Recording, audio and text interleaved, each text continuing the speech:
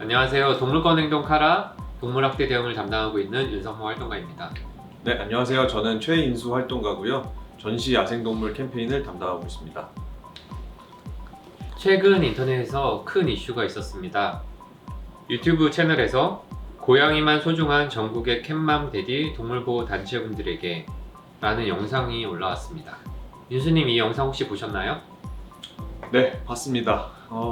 영상 관련해서 영상 올라오고 나서 이제 각각 커뮤니티 곳곳에서 이제 찬반 논쟁도 뜨겁게 붙고 있고, 저희 카라로도 제보들이 많이 들어왔어요. 그 제보 요청사항을 보면 크게 두 가지 정도가 되는데, 첫째는 잘못된 정보를 바로 잡아달라는 것, 그리고 둘째는 지금 이 영상이 길고양이 혐오의 근거로 쓰이는 것을 막아달라는 것이었습니다. 저도 영상을 봤는데요. 이번에 한번 팩트체크 한번 해보고 동물권에 대해서 한번 거시적인 관점에서 한번 같이 얘기 나눠볼게요. 네, 좋습니다.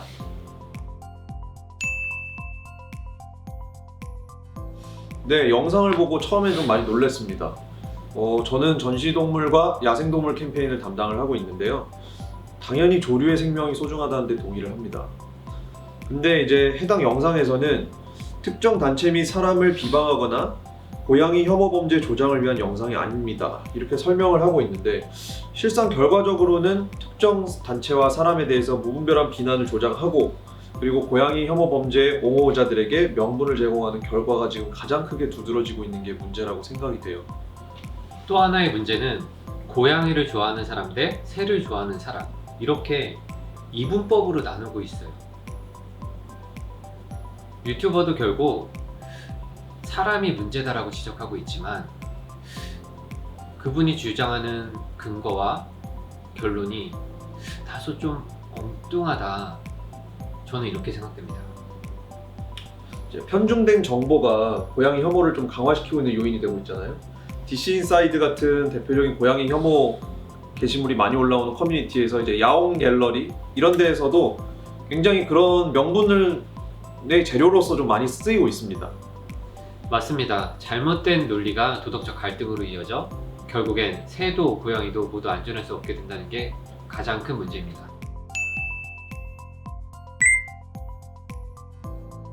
이 부분을 좀 말을 하고 싶었는데요. 길고양이 급식소 때문에 너구리를 비롯한 야생동물들이 하천, 공원 등지에 나타나서 사람에 대한 위험을 야기하고, 그리고 이런 야생동물 출현 빈도가 높아질수록 계속해서 이제 사고가 생길 확률도 같이 올라갈 것이다, 이런 말이었는데, 이런 부분은 조금 저는 맞지 않다고 생각을 합니다. 결과부터 말씀을 드리면은, 고양이에게 밥을 주니까 야생동물이 오는 게 아니라 이미 내려온 야생동물들이 당연하게 고양이 사료에 관심을 보이는 경우가 있는 것이라고 저는 생각을 합니다. 야생동물이 이미 내려온 이유는 우리 사회가 다각적으로 검토해서 풀어야 할 숙제인데요. 일반적으로 개발로 인한 서식지 파괴는 야생동물을 고립시키고 종반에는 인간의 영역을 탐색하는 위험을 감수하게 만듭니다. 지역 내 산림 등 이런 환경과 연계해서 조성하는 공원이나 도심 하천 등의 주민 이용 시설은 자연 친화성이 강조될 수밖에 없고, 또 그만큼 야생동물 접근의 허들은 낮아질 거예요. 야생동물 보호를 중점으로 두고 복합적이고 큰 단위의 논의가 절실한 이 시점에 그 원인을 고양이로 한정짓는 것은 맞지도 않을 뿐더러 전혀 바람직하지도 않습니다. 근데 개발로 인한 이제 서식지 파괴는 야생동물들을 고립시키고, 그리고 결국에는 인간의 영역을 무리하게 탐색을 하고 계속 내려오게 되는 위험한 시도를 하게끔 만들게 됩니다. 맞습니다. 고양이 급식소에 야생동물이 나타나는 건 사실이지만 그 인과관계가 잘못됐다는 거죠. 네, 맞습니다. 야생동물 서식지 보호에 대해서 여러 가지 논의랑 시도를 좀 해야 될 시점이에요. 연구도 많이 해야 되고 지원도 좀 많이 있어야 될 것이고, 근데 이런 사회적 분위기가 조성이 되려면 그 필요성에 대한 대중적 공감대가 형성이 돼야 됩니다. 그런데 이 영상은 너무 고양이 급식소에만 야생동물 출현에 대한 책임을 전가하는 그런 뉘앙스로 이해될 가능성이 높기 때문에 좀 우려가 됩니다. 근데 모든 고양이가 유기묘는 아니잖아요. 1000년도 더 전에 우리나라에서 고양이를 처음 도입한 사람이 고양이를 밖에다 유기했고, 지금 길고양이들은 전부 그 고양이들의 후손일 거니까 전부 유기묘다, 이런 거면은 할 말이 없는데 뭐 사실상 이미 길 위에서 살던 동물을 길들여서 우리가 반려동물로 데리고 있는 건데. 길고양이는 자생종입니다. 가을 시대의 토기에서도 쥐를 잡는 고양이의 모습을 볼 수 있어요. 지금도 길에서 태어나 살아가는 고양이들이 많이 있습니다. 그냥 이런 게 고양이 생태의 자연스러운 모습이에요. 일단 이 이야기를 하는 데 앞서서 우리가 TNR을 왜 해야 되는지부터 짚고 가야 될 것 같아요. TNR 목적은 개체수 조절과 중성화 수술을 받는 동물의 복지를 위해서거든요. 이 TNR의 효용성에 대한 부정적 자료들, 이것들도 다 해외 자료 중 하나일 뿐이고 이거를 또 우리나라에 일률적으로 적용하기에는 조금 무리가 있거든요. 개체군의 규모, 해당 개체군이 서식한 입지 조건, 환경 요소, 그리고 인근 지역의 다른 개체군의 존재 유무, 그리고 그 규모, 이런 것들에 따른 심도 있는 연구가 필요합니다. TNR이 더 확대되고 지자체의 책임 있는 연구가 뒷받침되면 TNR 효과성에 대한 의심도 불식시킬 수 있을 것 같습니다. 고양이의 새 사냥에 대해서 자주 인용되는 한 연구가 있는데요. 해외 과학 전문지 네이처 커뮤니케이션즈에서 인용되는 한 연구인데 미국에서 매년 14억에서 37억 마리의 새와 69억에서 최대 207억 마리의 소형 포유류가 고양이에 의해 죽임을 당한다는 내용이 있거든요. 이 내용이 엄청 인용돼요. 근데 미국 길고양이 개체수가 약 9천만 마리 정도로 길고양이 전체 개체수의 규모 자체가 그냥 다릅니다. 그런데 이런 10년 전 미국 데이터를 이렇게 국내에 적용하는 것은 여러모로 적절치가 않습니다. 호주 태즈메이니아 지역 사례도 있는데요. 포획 및 살처분으로 길고양이 감시를 시도했는데 연구 결과 서주대감인 길고양이를 살처분하니까 다른 지역의 길고양이가 새로 유입되고 또 살아남은 개체들이 더 많이 번식하고 그래서 결과적으로 개체수가 오히려 더 늘어나게 됐다고 합니다. 호주의 고양이 살처분 정책은 단순하고 빠른 방법을 찾기 위한 것이었을 뿐 세계적으로나 호주 내부에서 많은 비판을 받고 있습니다. 호주의 고양이 살처분 정책은 포항 폐양어장 학대 사건 범인이나 한동대 고양이 연쇄살인 사건 범인 등 유죄 선고를 받고 감옥에 수감된 고양이 혐오 범죄자들에게도 선망이 되고 있는 사례로 이러한 것을 언급하는 것 자체가 혐오론자들이나 고양이 학대 범죄자들에게 정당성을 부여하는 혐오 프레임을 제공합니다. 이 영상에 따르면 우리가 현재 인도적으로 해결할 수 있는 유일한 방법은 결국 입양이라고 결론을 짓고 있는데요. 인간의 책임에 대한 건 모두가 동의를 할 것이라고 생각합니다. 그러나 처음부터 그 화살 끝이 고양이에게 겨눠진 채로 책임에 대한 논의가 제대로 이루어질 수 없다고 생각합니다. 결론은 고양이로 귀결될 수밖에 없고 모든 자료와 연구는 그 좁은 틀에 맞춰서 사용될 겁니다. 영상에서 직접 언급은 없었으나 해외 사례로서 제시를 했으며 혐오론자들까지 이때다 싶어서 동조하면서 같이 외치고 있는 이 살처분, 이거는 더더욱 책임지는 자세라고 볼 수 없습니다. 결과에만 초점을 맞추는 순간 종이 아닌 개체를 간과하게 됩니다.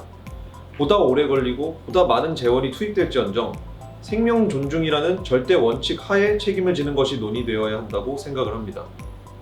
인간에 의존하면서도 은신하며 자기 영역을 꾸려 살아가는 길고양이들의 삶을 존중하며 공존하는 방법을 찾아야 합니다.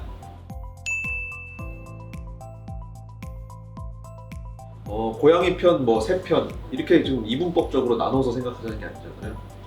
결국 이제 모든 책임은 대부분 이제 인간에게 있는 것이 좀 다 알고 있는 사실이니까 그런 만큼 또 생태계 보호를 논하기 위해서 짚어보고 논의해야 될 이런 요소들은 굉장히 복합적이고 유기적으로 얽혀 있다는 게 제 생각이거든요.